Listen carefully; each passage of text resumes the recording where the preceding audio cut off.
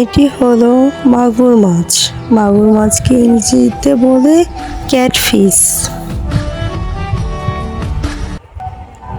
এটি হলো বোয়াল মাছ। বোয়াল মাছকে ইংরেজিতে বলে ট্রোইট।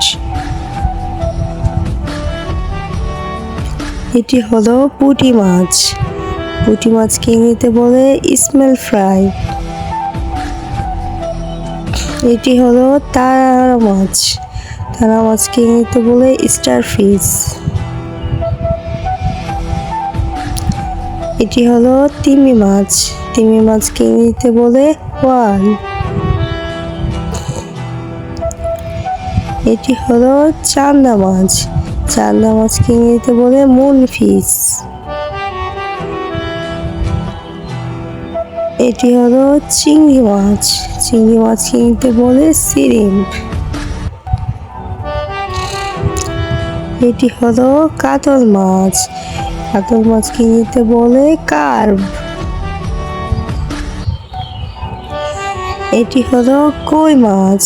কই মাছকে ইংরেজিতে বলে ক্লিম্বিং ফিশ। এটি হলো ইলিশ মাছ।